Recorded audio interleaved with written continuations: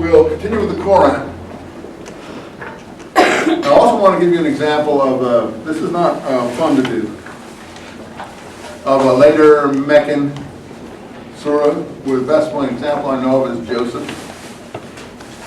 And the later Meccan surahs, since adversity has begun and he's under a certain amount of pressure from opponents and others, he's trying to encourage his supporters. So the scholarly theory is, I don't know if it's accurate or not, that he tells these stories about the tribulations and trials of former prophets and warners. He tells these stories in order to encourage his followers to be steadfast and to keep on. That's why a lot of these surahs have to do with the stories of mostly biblical previous people in a situation that he thinks he finds himself in, or he is in. Now, we were looking at Surah 3, and we didn't really read that because we were hurrying, the family of Imran. And he is talking about the people of the book, people of Scripture, and Abraham again. I just want to look quickly at this Mary material here, because it's hard to know if there's an issue here or not. Starts this in line 33. Though Allah preferred Adam and Noah and the family of Abraham and the family of Imran. Now, he thinks the family of Imran is Jesus. Or at least the people redacting this think that. In fact, as we know, or should know, or might know, the family of Imran is Moses' family. And there seems to be an overlap or confusion. I don't want to hurt any Muslims' feeling on this. Confusion is a word they wouldn't like, and I don't want to say there is or there isn't. And I don't even know if he is confused. Although, you know, when you're 40 years old or 50 years old, you're remembering something that you heard when you were 20 or 25. I mean, even I, as you know, I'm supposed to, well, I don't say what you might think of me, but again, whatever you think, I make mistakes. Cheryl can tell you I make mistakes, don't I? So the fact of the matter is that you can confuse things. And I say, oh my God, did I say that? Why did I say that? That's ridiculous. But someone's putting it down and writing it down, remembering it, taping it, or whatever, and you said that. So it's quite possible that this is not his, or he didn't mean it, or whatever, and it may not even be an error, but let's look at it. Remember when the wife of Imran said, "My Lord, I have vowed unto thee that which is in my belly. As a consequence, accept this offering from me." Well, that's supposed to be the Gospel of Luke to some extent, and the Mary, the mother of Jesus, and Elizabeth, the mother of John the Baptist. He doesn't name the names because he's, as we've seen in other examples, he's not often strong on names. And we'll see in the Joseph story, he's not strong on names. That's often the case when you're trying to remember something from memory, or you've heard it orally. Now, people who feel this is supernatural, I defer to you in that. I understand you don't agree with me, or us scholars, or whoever you think is making these observations. But we're just taking the text. We don't have an agenda, though you may think we do. We don't have an axe to grind. We're just looking at, in fact, more of the people who on the supernatural side have an agenda, an axe to grind. They want us to think something is supernatural, angelic. Okay, fine. We get the point. But we're looking at the text. We're a jury. We're looking at the text as it is and trying to see what it says. And I don't think that we're being cruel or harmful. Though anyone who has a different view always thinks the opponent is being cruel and harmful. And when she was delivered, she said, "Oh my Lord, I have delivered a female, and Allah knoweth best." So this is Mary, or Miriam's mother. It's not clear which. And so he is saying that she's dedicated to God. Thy protection for her and for her offspring. And her Lord accepted her with full acceptance, and vouchsafed her a goodly growth, and made Zechariah her guardian. We're in the Jesus, John the Baptist material of the Gospel of Luke here. You see? So he says Imran is Mary's father. But the problem is Imran is Moses' father. And, okay, the response is, I've spoken to people like this, and I've got the response. Allah knoweth, you know not.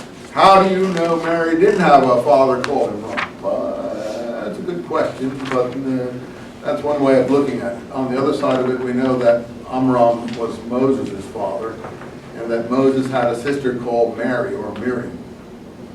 And that's where this problem is occurring. Now, a believer wouldn't see this problem. They just take the document at face value. It has to be perfect, it must be right, and that's the end of it, right? So only someone in a university can do this, and we'll take the consequences of being blue meanings. Never mind. We know it's the Zechariah, and how many have read the Gospel of Luke here? So who's Zechariah in the Gospel of Luke? Zechariah is Elizabeth's husband, I think, if I'm not mistaken. John the Baptist's father. And the Gospel of Luke begins, and anyone will be confused by its presentation. It has Mary, and she's the cousin of John the Baptist's mother, supposedly. And then she goes to stay with them, and Zechariah is her guardian. Elizabeth's husband or father, I'm not sure which. I think it's her husband. When Zechariah went into the sanctuary, and she was, he found that she had food. He said, "Oh Mary, whence cometh thee this food?" And she answered, "It's from Allah." Then Zechariah prayed unto his Lord and said, "My Lord, bestow upon you a bounty, goodly offspring. Lo, thou art healer." And the angels called to him, and he stood praying in the sanctuary. And Allah gave 3 tidings, a son whose name was, John.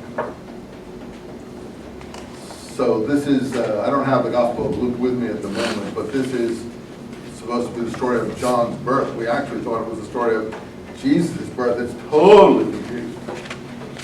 It's totally confusing. Now, I don't want to blame the Koran or even the Prophet. It could be redactors. You know, if this is put down by later people, their memory might be wrong. Or how they put it down, and the Prophet's name might be wrong.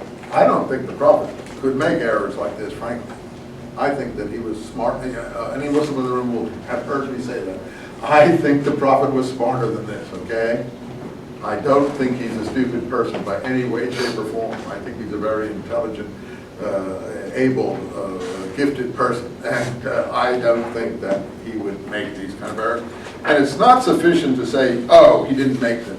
Well, the errors are here, but you don't have to acknowledge them as errors. Still, a believer obviously can't acknowledge this, but an unbeliever or an outsider, or an academic, if you're in academia, you can't have your beliefs dominate your observation. If you're a Hindu, or a Buddhist, or a Muslim, or a Jew, or a Christian, when you're in academia, don't you all agree in the end, isn't it true that you must let your observation take you where it has to go, whatever subject you're in? Does anyone think you can have your research or your observations dominated by what your religion teaches you? You can't. It doesn't matter what religion you are. So if you don't want to be in the academy or in academia, fine, that's okay. Don't be in it. But when you're in the academy, then you have to expect this. Isn't that true? You really have to expect. So we can't just pass this by, can we? I mean, we can't talk about that. You can't pass this by if you're an academic. You're a believer. And it's not just here. It'll be in chapter 10 as well, and I'll read it to you in a minute. And I'm not trying to be cruel. But there is an issue here. So it is the birth of John that is we're talking about. Allah give thee tidings of the birth of a prophet to the righteous. And that's really good, the righteous, because I think John is that in the Dead Sea Scrolls. And the community we know as the Dead Sea Scrolls did call themselves the righteous. And that was what they, so this is the story of Jesus. How can I have a son when age has overtaken me and my wife is barren, and so on and so forth and so on and so forth. And then he calls him 44 the guardian of Mary, and in 45 he said, "Oh Mary, Allah give you glad tidings of him, the Messiah, Jesus." So yes, this is the birth of John the Baptist and Jesus of the Gospel of Luke. Now, if you want to, I don't believe the Gospel of Luke either. I'm not saying, oh, the Gospel of Luke is right, Koran's wrong. You got what I'm trying to say? I don't believe any religious document until I prove it. I don't care if it's the Gospel of Luke, the Koran, the Talmud, the Bhagavad Gita, the Old Testament, you name it. It's not true until you prove it. I am only saying that the Luke is presenting this material first. And this is to some extent dependent on that presentation, even though all the names aren't there. So he does have John, he does have Zechariah. But you see, what he's talking about here is Elizabeth, and he doesn't mention her because he doesn't know her name, I don't think. Because ordinarily you forget things like that. You tell me your name in class, and I tell you 3 days later I forgot it. Unless it's something that really stands out, you forget it. So suppose someone told this story to you 3 years ago, and you're retelling it in a poetic fashion. Well, how, are you going to remember Elizabeth? Most of you in this class never even heard of Elizabeth, except you know she was the Queen of England. So do you know that Elizabeth is John the Baptist's mother? You probably don't even know that Zechariah is his father. But that's where it's treated in the Gospel of Luke. Now, I'm not sure the Gospel of Luke is correct about those things. So I'm not going to say that that's the final word. But this is derivative of the Gospel of Luke here. So, and it's his version. That's fine. Okay. So we see that. Let's go over here to the Mary Surah quickly before we go to the Joseph Surah. Where is the Mary Surah? Can anyone find me the Mary Surah? Oh, Mary, Mary, quite contrary. Where art thou? Oh, God. I think there is a Mary Surah. Oh, well. My corn is so beaten up that I can't find anything. Maybe there isn't a Mary Surah. What is it? 9? Thanks. 19, I thought it would be 19. That's what I was going to say 19. That wasn't 19, it wasn't. Oh, there it is, Mary, yeah. Okay, in the name of Allah, the Beneficent, the Merciful. A mention of mercy unto his servant Zechariah. So we're still in the Zechariah framework here, right? Everyone see that? Who shall inherit me, line 6, and make him my Lord? O Zechariah, we bring you tidings of a son named John. Okay, that agrees with Surah 3, correct? We have given the name to him. So he knows John, he knows Zechariah. But what about the mother's name? Missing in action. He said, the Lord saith, it's easy for me, I created thee before. Well, I mean, if I'm going to preach this out in the Philippines, or Indonesia, or in Nigeria, I'm not in serious problem with this, because those hearers, I've never heard of these people anyway. So their first introduction to these people is this, so this is all the data that they are going to have or are going to need. But if you're going to bring this to people who have previous information about this, then you're in a little bit more difficult situation. Sonia. No Elizabeth. Okay, some discussion here. He said, line 10, appoint for me some token. Thy tokens that you have no bodily defect shall be a speaker unto mankind. So this is a perfect, perfect person, no defect. Line 7, 16, 15. Peace on him the day he was born, and the day he dieth, and the day he shall be raised alive. That's Jesus now. And make mention of Mary in the scripture when she had withdrawn from her people to a chamber looking east. This is from apocryphal material. We don't have this material in the normative.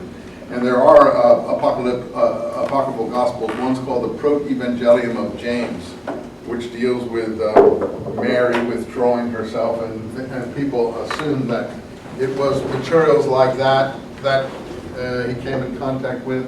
This is called the Proto-Evangelium. It's not in the New Testament, it's an apocryphal book. Apocryphal book means one that didn't get into the normal collections. Apocrypha means additional. That's just a fancy word for additional books. Now we think of them as heretical books, but it just meant extra books before they canonized something.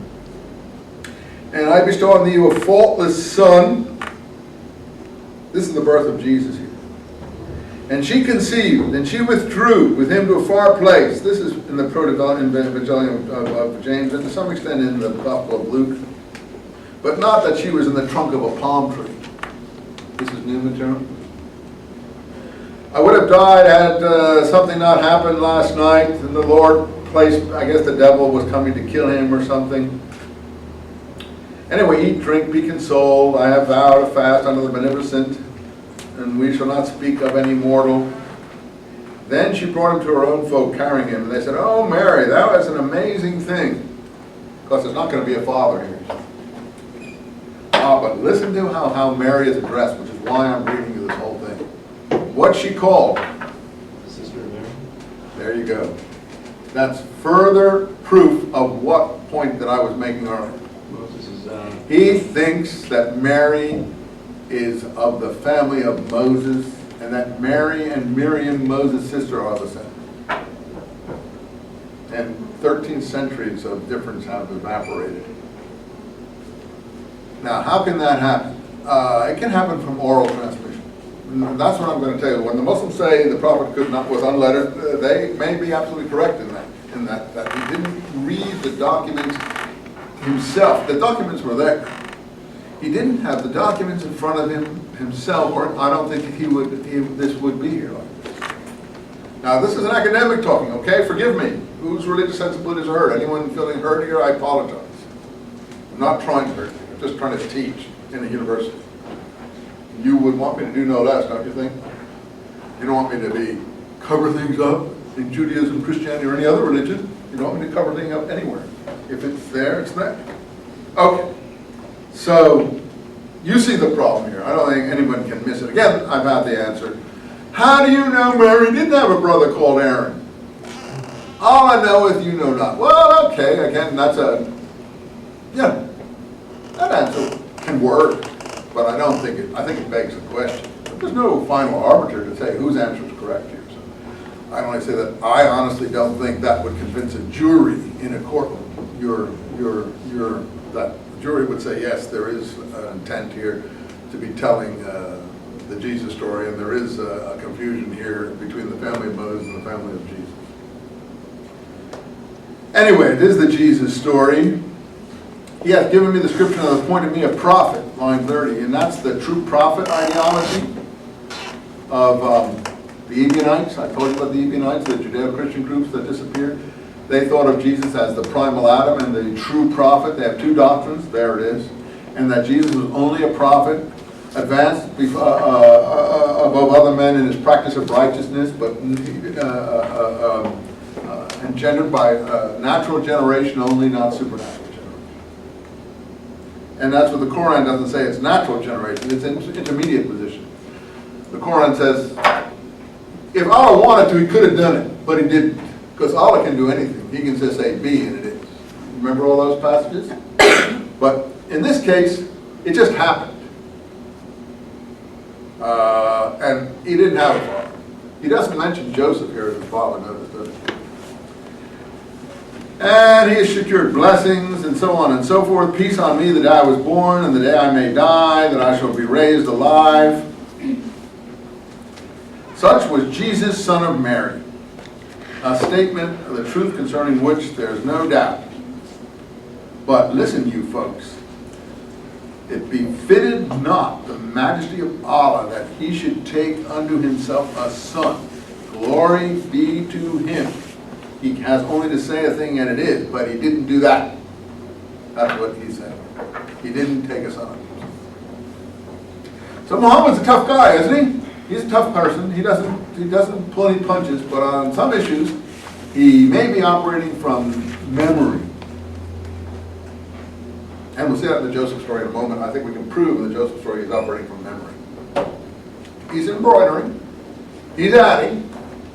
But his source is not written. And that doesn't mean it's... now let's just quickly look at 4. This is all the Koran I'm going to do. I'll do 4 and I'm going to do Joseph, and that's it. You can do the rest on your own. Let's just quickly run through 4 on women. I want to run through this quickly so I can get to Joseph before the end of the period, okay? Okay. This is about marriage, line 3. And if you think you cannot deal fairly with orphans, marry the women who seem good to you, 2, 3, or 4, but you must treat them justly. Now this is the point that was used by the modernists in the last century in Islam, who say that since you can't treat all wives equally, you should only take one wife. They use this to move through the modernist agenda of limiting marriage to one wife in some modernist Islamic countries like Egypt and Lebanon and places like that where modernist legislation was introduced, not Saudi Arabia, which is Wahhabi, Hanbali, and therefore quite conservative. But in the more, in the countries where they were attempting to be more reformist Islam, this was one of the points that they picked up to decide. It was Muhammad Abdu in Egypt who first made this innovation in the 19th century. He was a theologian, philosopher, a jurist, thinker who was very, trying to update Islam as best he could. All right, be careful of orphans, line 10, and their wealth. Do not swallow their things, because you will be swallow a burning flame. 11 is the inheritance scheme. You see, he's got it all laid out. 11 and 12. I can't read it all, but it's got all the numbers, everything. In terms of in Islamic inheritance is taken from this. You don't just give to whoever you want. It's done by the qadis, the legal system. They're the people who portion your state. I think that's good in a way. Son doesn't have to play up to his father and mother to get his inheritance, or a daughter. It's all laid out. There is a bequeathable, I think what's it called, the bequeathable third or the bequeathable fifth, I forget which it is, but in any case, there is a part of the estate you can bequeath, depending on which school of Islamic law you belong to. But on the whole, the jurists decide what the estate apportionment is, based on some of these passages here in the Koran. And here about fornication, lewdness, 15. If there's some guilty there, call the witnesses that you have against them, and there must be 4. Well, to think that Muhammad is cruel to women is untrue, because here is an example where he's actually quite lenient. How can you get 4 witnesses to a sex act? I mean, you're lucky if you can get 4. You're lucky if you can get 1. So in the Bible, it's only 2, and he's toughened it up. And he has some problems here in other surahs where people have accused his favorite wife, Aisha, of having had an issue when she was coming to his camp, when she was only about 13. And he got very angry about that, and he insisted on the 4 witnesses. So he's actually quite sympathetic to women in the context of his own time. I don't know if that holds up to the modern time, the way women are treated and so on. But 4 witnesses for, well, you see, but people don't treat this in a civil way. They treat this in a traditional way. They even suspect this, families will kill a daughter or something like that in the traditional usage. So, but here it says 4 witnesses, 4 witnesses. That's not something that can be easily found. And that's the official law, but that's not what people observe in the briefs thereof. I can't read all this. Let's see. 36 is another capsule description of behavior. All the material from 23 on are the forbidden degrees of marriage. Forbidden are your mothers, daughters, sisters, fathers, sisters, mothers, sisters, brothers, daughters. These are legal matters that these are not poetic matters. And the wives of your sons, and he came into some problem that resulted with that, with the Zayd issue that I told you about. And, or 2 sisters at the same time, and so on and so forth. All that goes up to 24, 25. So that's all laid out for you, which is why this is called women. This sort of, look at that, 47, cursed are the Sabbath breakers. And 48, ascribing partners to Allah. That's a cursed thing to do. If you're a judge, 58, judge justly. 74, fight in the way of Allah, jihad. And whoso fight in the way of Allah or be slain, he will bestow a vast reward. And you should do battle against idolatry. This unfortunately was applied in places like India to the detriment of the Hindus. Because they were seen by, they were not people of the book in the Muslim eyes, and therefore they were seen as idolaters. But these commandments are here, and some of these commandments are actually driving the present political situation in the world as we're living in. And I don't think it's going to be an easy thing to deal with these things, because they're very deeply embedded. And here they are, commandments in the book. I have no way to give you a solution to those issues. 89.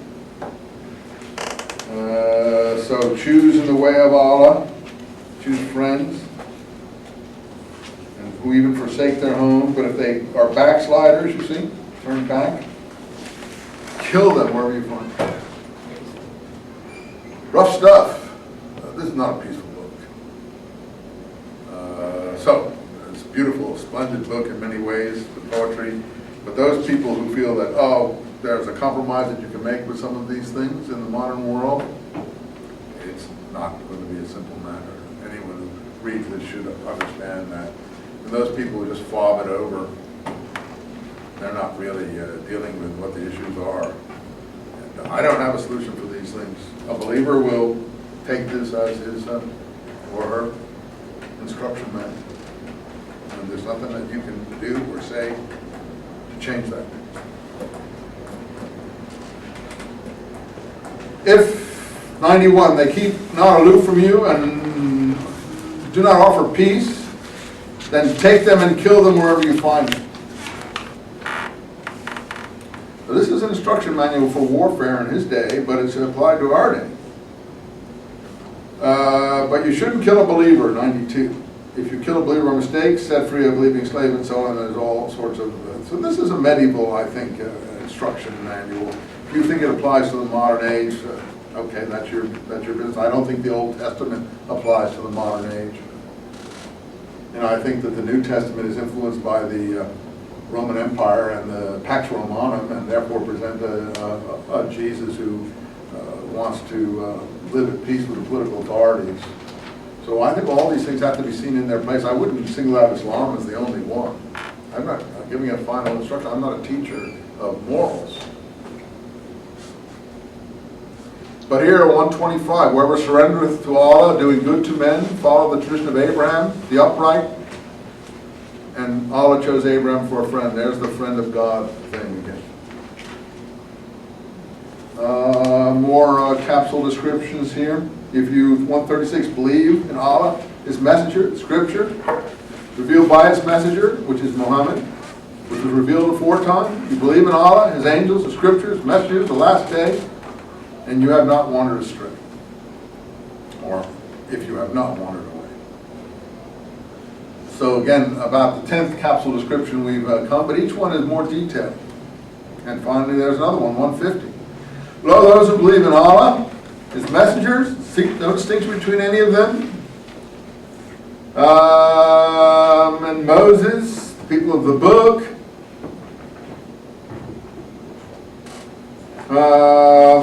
page 153, and breaking the covenant, disbelieving the revelation of Allah, slaying the prophets. Heard that 5 or 6 times about the Jews, and that's all from Paul's writings and some of the speeches attributed to Peter in the book of Acts. And because of their saying, we slew the Messiah, Jesus, son of Mary. Well, the Jews never said they slew anybody, but you know, that's his presentation of it that he's heard from rumor or whatever. They never were proud or anything like that of it that I've ever read anywhere. Don't like the story at all. Don't think it's true. Never mind. This is what gets passed around the universe. Okay, but he's the son of Mary again. Here's the Gnostic material though. They slew him not. But it wasn't them who slew him anyway, because crucifixions are Roman punishments. So what's it got to do with the Jewish people and Indians? Anyway, they slew him not. This is from the Gnostic Gospel, where Jesus, we now know, is presented as watching his own crucifixion. There was a substitute on the cross. This is stuff from Nag Hammadi in Egypt in the 3rd or 4th century. We call it Gnostic. And this is, again, shows that the groups he was in touch with, or where he's getting the material or the preaching that he's representing is influenced by these Gnostic materials too. So it's influenced by both Ebionite materials, as I told you, the prophet, true prophet, primal Adam, and this here now we know is from a Gnostic art. But it's not Orthodox Christianity as we might know it. And by the way, it's not a depth of Christianity here, is it? Again, it's never any more than John, Jesus' birth, Jesus' death, John's birth, but really nothing about the teaching. He just said, well, his teaching is my teaching. But it doesn't give you the teaching. Nothing about Paul, nothing about Paul's letters, although he is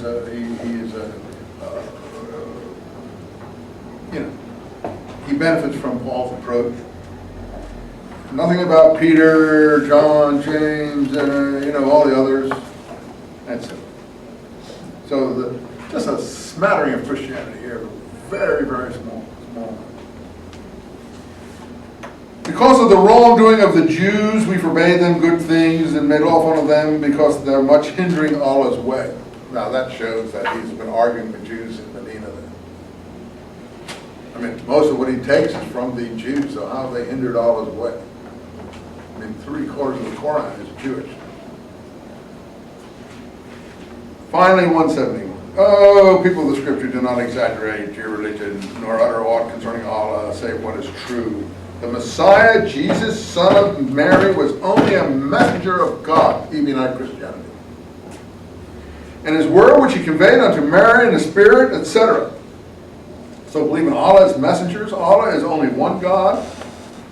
He is transcendent majesty, and that he should have a son? No, that's absolutely wrong. He's transcendent. The Messiah will never scorn to be a slave to Allah, who are nor favored by the angels. But those who say these things, the 173, they will have a painful doom. And Allah is a protector, helper. And as for those who believe in Allah and hold fast unto him, holding fast, by the way, if you've been reading that thing that I've given you to work on there, holding fast is a huge, huge doctrine in the Dead Sea Scrolls. The Damascus document is repeated around 15 times. He will cause himself to enter into mercy, grace, and him will be the straight road, the straight way, the straight road. Make a straight way in the wilderness, John the Baptist material, both in the Dead Sea Scrolls and other Christianity. Okay, that's tough stuff. I'm giving you tough stuff. I don't mean you to go out in the world and go start, proclaiming all this. I'm talking to you as a student. You can make of it whatever you will. It's here in the book. I'm not making any of it up. It's here in the book. You deal with it however you think is appropriate.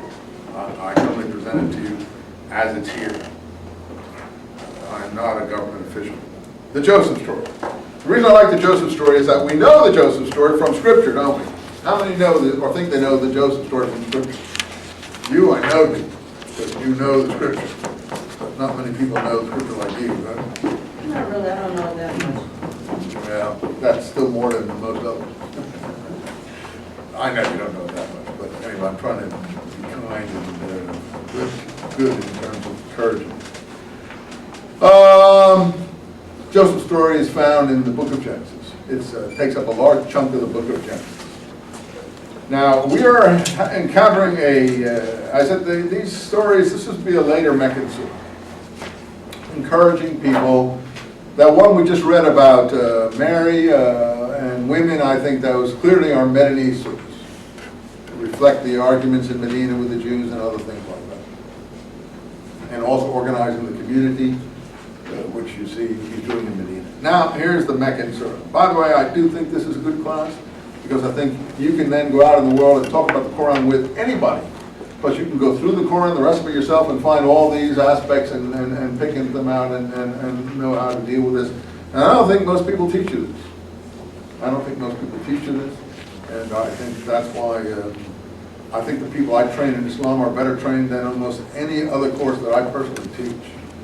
Because we do it right from the book. And so I think you'll not be sorry that you are able to move in these waters, sometimes trouble. Okay, the Joseph story. We know it from the Bible, the book of Genesis. Those are the two places we know it from, the Koran and the book of Genesis. We narrate you, Muhammad, line 3, the best of narratives. So we inspire you in the Koran, because before times people were of the heedless. So I'm going to tell you this story because we want to inspire you and we want to tell you the best story. What surah is this? Surah 12. We want you to have the best stories. Okay, here's a Joseph story. I've run out of new material, basically, if you want us to call it that. I don't have any more revelations of my own. Let's just look at the Joseph story and see what we can derive as a teaching and a warning for us in future behavior. When Joseph said unto his father, O my father, lo, I saw in a dream 11 planets in the sun and the moon, and I saw them prostrating themselves unto me. How many are familiar with that in a different, maybe not expressed exactly like that? Is that an element? And it's in the Joseph story. Is this his dream? Well, it's in the Joseph story. I can't go into what aspect of the Joseph story it is. Yeah, it is his dream. It is his dream. Joseph's interpreted a dream. He has a dream. And he interprets this in terms of himself, his father, mother, and his brothers.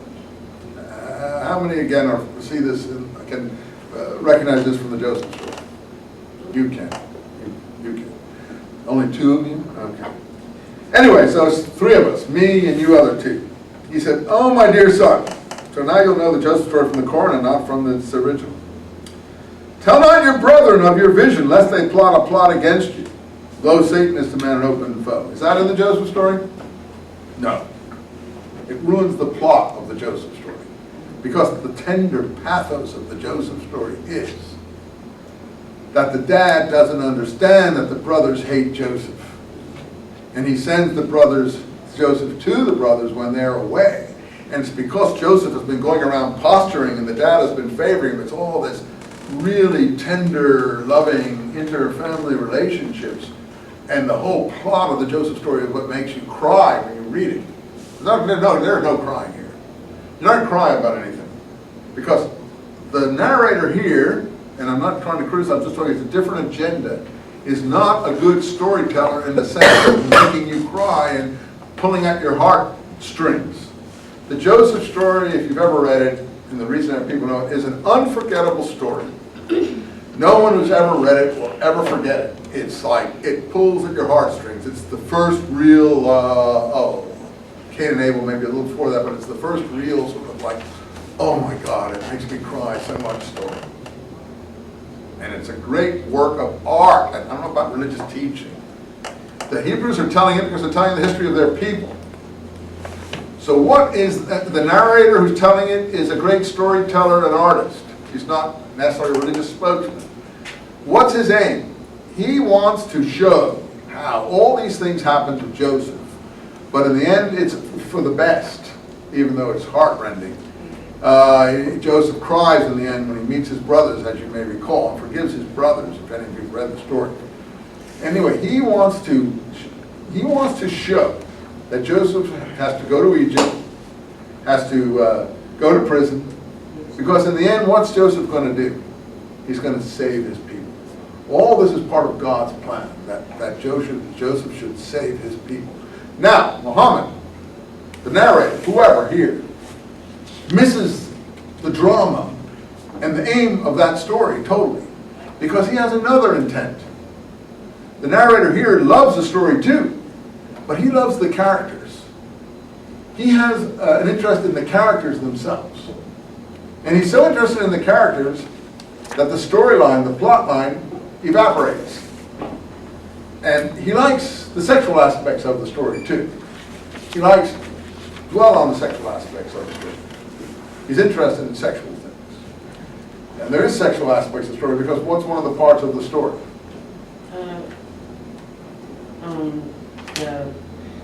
What are the guys? The Egyptian guy that's on. All right, stop. I got you. I don't want to make the story crude. I'll just do it myself. The point of the matter is, and I mean, all right, it's just such a beautiful story. I don't want you to just, do it like that. It's too beautiful story. Potiphar, not an Egyptian guy. His name is Potiphar, and it's the wife of Potiphar sees that Joseph is so beautiful that she can't resist him, and she makes a pass at him. And Joseph resists the pass. And because he resists the pass, the husband comes home and the wife shrieks that it was the opposite, that the slave boy made a pass at her. What is the owner of the household going to do? Accept the wife's story or the slave boy's story? Well, obviously he's going to accept the wife's story. He's got to get rid of Joseph. He knows he's got a problem here. Whether he believes his wife or not isn't important. He's got a problem. He can't sully his family, and he sends Joseph to prison. Now, in prison, Joseph meets the two former servitors of the Pharaoh who have been thrown into prison for various offenses. And that's how he gets a relation to Pharaoh, because when they're freed, Joseph is interpreting dreams in prison too. And they're impressed that he's able to, one he foresees is going to be executed, the other he foresees is going to be freed.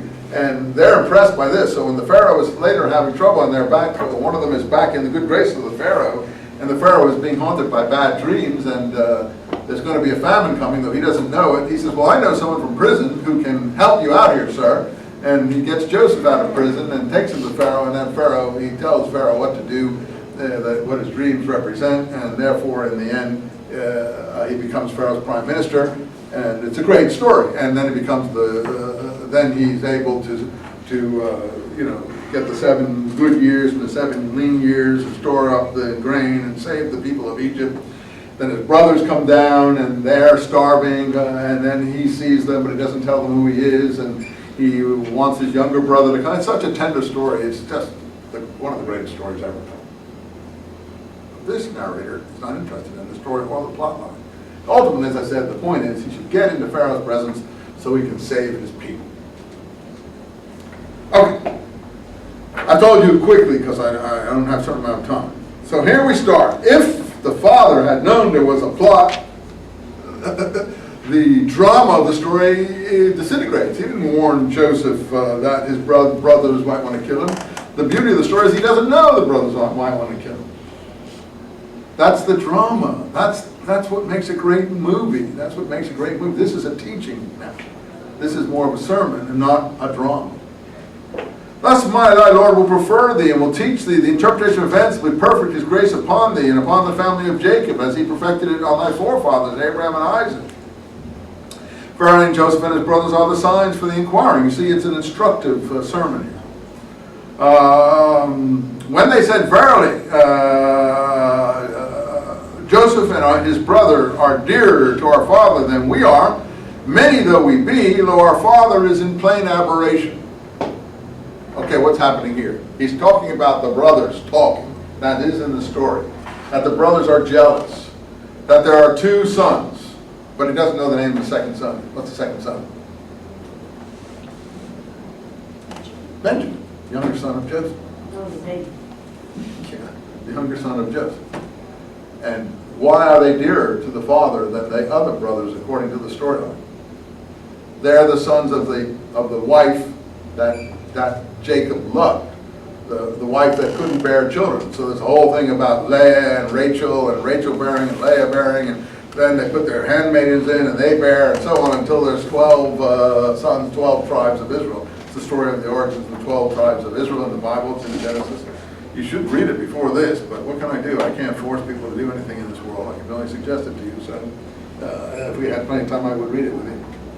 Anyway, I've told it to you. So this is okay. Although Benjamin, I'm not sure, is in the picture yet. I'm not even sure he's been born yet. I don't think he's born yet. But anyway, well, we'll forgive the prophet that. But the point about the brothers they want to kill Joseph. Let us kill Joseph, one said. Or cast to some other land. Ah, said the other. That's right. Which one said that we should? One says let's kill him. No, one says, it's not clear, they all say let's kill him, but one brother says, no, don't kill him. What does he want to do? He wants to get him back to his father. He wants to put him, so he puts him down into a well, and he wants to come back later and draw him out of the well. What's his name? Reuben. The other brother, Judah, says, no, let's sell him to a passing caravan. 2 stories are 2 different thread lines. We show that in an Old Testament story, that 2 thread lines have been spliced together, 2 storylines, to make a single story, when in fact they were originally separate. The southern tribes, who are descendants of Reuben, rather northern tribes that are descendants of Reuben, are telling the Reuben hero story. The southern tribes, who are descendants of Judah, are telling the Judah hero story. What happens is you get a whole mess, because if Reuben knew that they'd sold him to the caravanners, he wouldn't have gone back to the well to retrieve it. So the whole story falls to pieces even in the Old Testament, because it's been spliced from two different lines. We call this the two textual line theory, but I just did it in an Old Testament class. Anyone in that class in this room? We just did it, right? Yeah. Okay, so in this story here, Muhammad basically has some of the material correctly, but some of the material he doesn't. For instance, he doesn't know the names of the two brothers. He doesn't know the name of the younger brother. And so on and so forth. So again, it's clear. What I'm trying to show you, not to downplay him, there's a lot he does know. It's very impressive, more than anyone in this room, as we see. What I'm trying to say is that, is he operating from memory or written documents? Clearly memory. Not written documents, or these things would be much more precise. So it's memory, the way someone would give a speech or a sermon like I'm doing here. Anyway, one of them said, "Kill not Joseph, but throw him into a pit. Some caravan will find him." No, that's not what he said. He said, yeah, don't kill him, throw him into a pit. That's Reuben. But he doesn't say some caravan will find him. No, the other storylines sell him to a caravan. Reuben doesn't know that a caravan will find him. He wants to go back and get him. But in the meantime, the one storyline has the caravan, I don't know if you're following me, it's very complicated, this without reading both stories. Has the caravan coming, finding him in the well, picking him out of the well. When Reuben gets back, he isn't there. Anyway, the upshot is that the father is going to be distraught at the loss of his favorite son, who also is given what? The beautiful coat of many colors. It's a famous thing that in the storyline, he's given him the coat of many colors. And here too, here he talks about line 18, the shirt. Let's put blood on the shirt. So he knows that about the coat of many colors. He just calls it a shirt. But it's the beautiful thing about the coat of many colors in the original story. So he knows a lot, but some of it is getting confused. So I think, in fact, we see that the method so far is memory, not actual text. Okay, now, some caravan will come and find him. They said, oh, Father, this is even before they go. They already know what they're going to do before they go, which is not the story. They don't know what they're going to do. They're up in the north of the country, Joseph's in the south. His father sends Joseph up with some provisions to them, and they say, oh, here comes that little bastard, that little brat that we hate. Let's deal with him now. And it's at that point, when they see him coming, that they decide to do this. They haven't plotted it all out before. Anyway, never mind. I'm showing you the different story. He's not interested in the plot. He's interested in character. Okay. And he said, lo, in truth, it says to me, you should take him with you. They convinced the father to let him go, which is not the case. The father sends him. Anyway, a wolf will devour him. It is true that when they take the bloody shirt, they'll say, we'll take the shirt back. And they, in the Hebrew, it is taraf Yosef. It's a very poetic Hebrew phraseology. Taraf Yosef, a wild beast devoured. It's a noun and a verb. Like in the Second World War, there was a story told that some guy was in the jungles of Burma or Malaysia, and he saw a guy fixing a jeep, and he showed how the English language works. And the blankety blank is all blanked up. The effing F is all effed up. That you can use the word as a noun, an adjective, and a verb all together. It doesn't matter, and so on. Here is the same thing. Taraf. Taraf means a wild beast. Taraf means what a wild beast does, ripping up a carcass. And he has, unless the wolf devours. Well, that's somewhat of what's being said. Anyway, so they do this, they throw him into a pit, and they come weeping to their father, and they tell him that a wolf devoured him, and so on and so forth. And they had the false blood on his shirt. And there's the many. See, what they did is they took the beautiful shirt, which the father had given the boy, because this is the pathos of the original, which so tugs at the heartstrings. They took the beautiful shirt, and then they killed an animal, and they ripped up the shirt, and they put blood on it from the animal, and they brought it back to the dad. Today with DNA, this wouldn't fly. But back then, I guess it could work. But the point being that the pathos of the father, I mean, giving him this beautiful shirt of many colors, and then they bring it back like this, and it's just like, terrifying story. If you've never read it, I'm sad for you. I'm sad, and this is the situation in America has gone too much away from these things in the public consciousness, because these things can be instructive. Anyway, let's see. So then he's in Egypt. He's been sold into the house of someone in Egypt. 21. These people who pull him out sell him to Egypt. Yeah, well, there's two versions. One, the brothers sell him to some merchants. The other is that the merchants pull him out of the well. There's two different. It's in the original story. Anyway, he of Egypt who purchased him said to his wife, receive him honorably. Maybe we'll adopt him as a son. No, that's not in there. He's just a servant in the guy's household in the other story, right? Again, we're interested in character. In Muhammad, everyone's good in the story. No one is really bad, except the brothers maybe. But he wants to investigate the complexity of character, not the plot line of the story. And so at every point, the plot line of the story is diminished. The drama, the pathos of the story is made less. Okay, they don't say we're going to adopt him as a son. That's just something that he's put in there to the story. That may be the story, but in any case, it's a later addition. He's just a slave there. And he doesn't know the name of the household. What's the name of the household? Where is it? I didn't write it up there? Oh, God. This is the story of Potiphar and Potiphar's wife. See, it would be much easier if he did know the name, because then he could say it, Potiphar's wife, but he keeps on saying then the wife of he who bought him, and so on and so forth. Because it's like awful when you're lecturing. You can't remember someone's name. You can't remember the name, if he ever knew it in the first place. So in any case, he grew up, and God was with him, and she in whose house, you see, she in whose house. Well, you wouldn't say that. If you knew her name, you'd say Potiphar's wife. Even the Old Testament doesn't know her name. Oh, you're looking at the clock. I'll get there. I'm worried about you. I don't want to, that's why I'm hurrying. I'm always hurrying. And she wanted an evil act of him, and she bolted the door. Now, this is Muhammad's own unique version, because he likes the sexual part of it, plus he likes to look at people's character. He wants to show no one's really at fault here. And she locked the door. Now, you got this special thing here. What's the special thing? Oh, as it turns out, since Joseph isn't going to sleep with this woman, because Joseph is too perfect, you're not going to go get into this. I don't know what you guys would do, or you women, or whatever. He said, he runs out, and of course in the Old Testament story, she grabs his cloak. And then what she says is that, he took off his cloak in order to try to grab me, is what she tells the other people in the Old Testament story. And then the husband comes home and he believes her and so on. Then Joseph goes off to prison so he can meet the representatives of Pharaoh so that he can save his people. Okay. For Muhammad, he's got an interesting bystander here who's a real clever guy.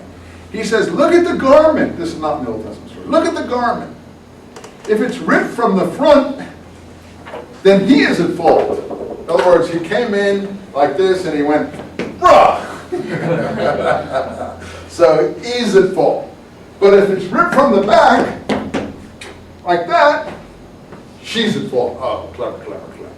But in fact, all too clever. Ruins the plot line. Because we know who's at fault, and we know what's going on, and we know that the woman wants to cover it up, and so on and so forth. So we don't need this clever bystander here, but that's part of the embellishment. I don't want to be. You say, oh, the two are equally good. No, I don't think that the drama is the same. As far as the meaning, yeah, it's all the same. So anyway, she verily desired him. That's right, and he would have desired her had it not seen the argument for his Lord. No, that's never mentioned. See, he doesn't have any flaws, Joseph. He wouldn't have desired her, period. But he wanted to ward off evil and lewdness. Anyway, here's another original Quranic Muhammad element. And they raced one another to the door. And they said, racing to the door. He's trying to get out. She's trying to stop him. And she tore his shirt from behind. And there outside was the Lord and Master at the door. You know, Potiphar wasn't even there. She told him after he came home what happened. Now the plot is going to slow down and kind of stop. She said, what is the reward? Who wishes the folk a painful doom, save prison? She it was, as to me an evil act, Joseph said. Well, I don't think he ever got a chance to say that in the Old Testament story. And then someone of her own folk came forward and said, there it is. If his shirt is torn from the front, she speaketh the truth. If his shirt is torn from the back, he is of the liars. There's that clever little addition. It's just quite unforgettable.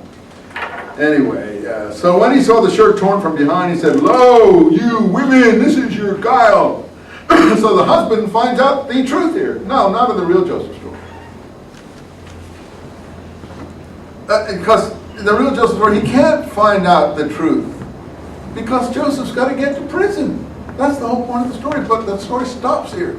Because Muhammad is so interested in the character of the husband, the character of the woman, the character of Joseph, the character of the bystanders, that the plot collapses, if you want. The plot of the Old Testament plot, anyway, not the Quranic plot. And then he just chastises the wife. Oh, you're a bad wife. Oh, Joseph, stop all this. Turn away from sin. And what happens next is totally original in the Quran. And the women of the city started gossiping, saying, oh, the rich man's wife wants her slave boy to have some sex with. And indeed, he was smitten her to the heart with love. Well, we behold her in plain aberration. So she hears this. This all new now. And when she heard of their evil talk, she sent to them, prepared for them a cushioned couch to lie on. This is the great story. She's having a banquet with the neighbors. It's all new material. He's not gone to prison. The husband is a total, what do you say when someone's like a weakling? He's not even, you know, he doesn't even count. You know, he's, I don't know, I can't get the word here. Like Muhammad, I can't remember the word that I want to use here. Anyway, he's fatuous, if you want. You know, he doesn't do anything. But the wife is still at it. And so she brings the town folks in, and they're all at this banquet, and then she wants what? She wants to show them that she wasn't really at fault. That Joseph is so beautiful, nobody could resist him. Because he has the appearance of an angel in her view. This is all new Quranic material. So no one's at fault here, you see. So they come in, and they're all sitting there, and she says, come out unto them. And they're sitting here at this banquet, and when they saw him, they cut their hands. Why? Because they did a double take, and they had a knife in their hands, and they couldn't look at their food anymore. Why? Because Joseph is so beautiful. Yeah. Okay. So she's proved that. No one, oh, blameless. This is no human. This is only an angel, they all say. And you see, she said, you blame me? Look at this beautiful boy. All new stuff. Character of Potiphar's wife interests the prophet. He likes women. I asked of him an evil act, and look, he was good. He didn't do it. But if he doesn't do it now, I'm going to get him in prison.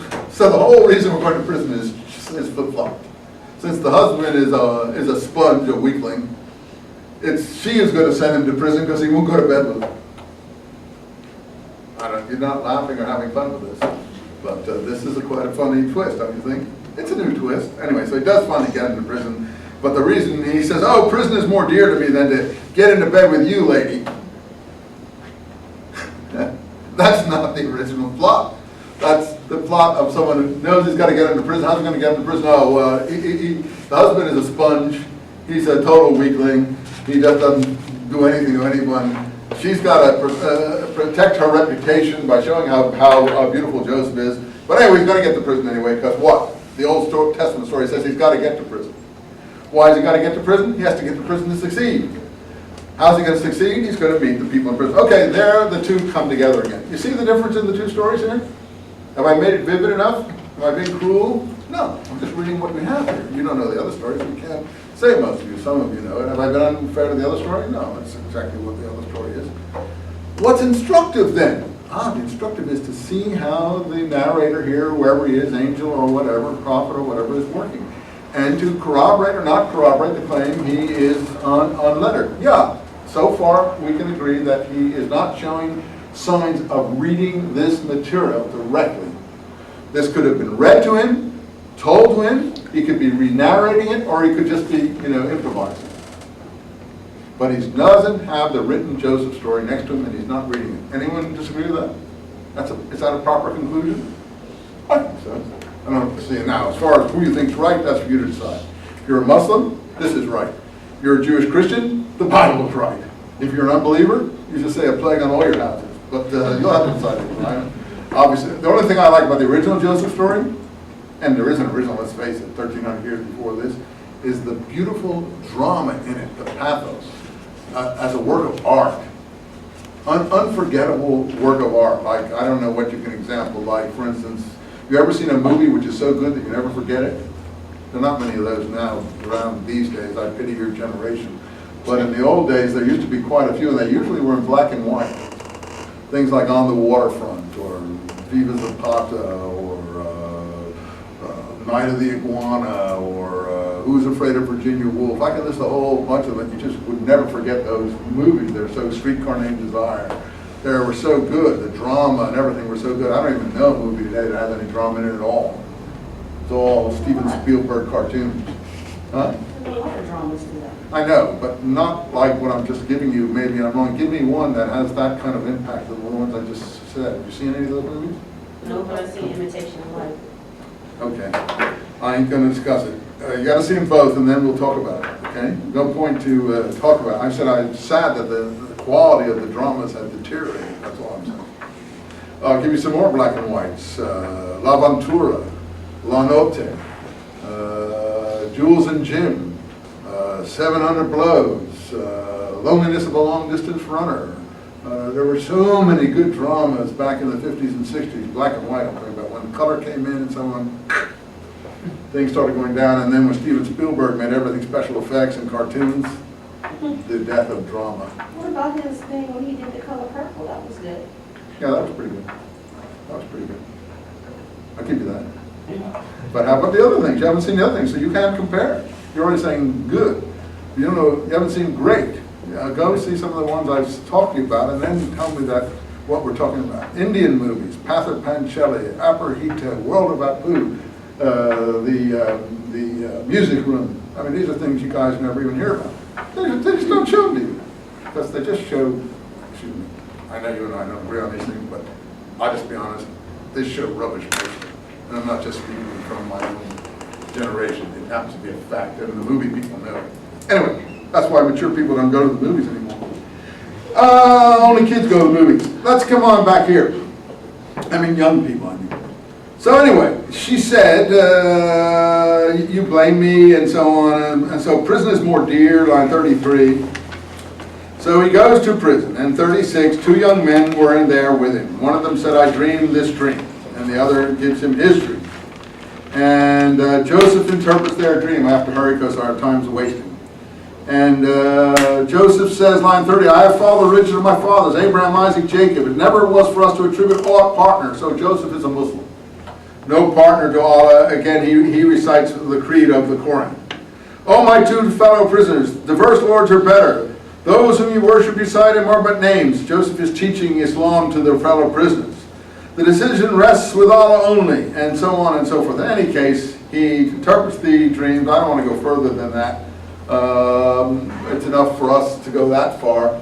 And from there on, he goes to Pharaoh's court and so on. I haven't looked at the rest to tell you what the similarities or differences might be. Okay, sorry if I offended you as far as good movies go. I just urge you to see some good movies before you judge what's a good movie. Let me see if I can think of one colored movie, besides Color Purple, that might have been good recently. I'm really trying hard. I mean, really, a really first-rate drama. Can you help me out? Constant Gardener. Well, I don't think I saw it. I don't think that that gets there, but That's what I was going to say. That was great. The Notebook, I missed that one. I Yeah, apologize. that was a That's a Uh, good one. How about, give me one, oh, we don't have to say at the moment. How about something from the 80s and 90s? There must have been some great movie from that period. Okay, no one can agree on movies. I'll see you in the test. Good luck on the test. Sorry to go far afield here. I shouldn't talk about lots of things we shouldn't talk about. Good luck on the test. 2 out of 3 essays. Hey, Cheryl, you sent me that thing?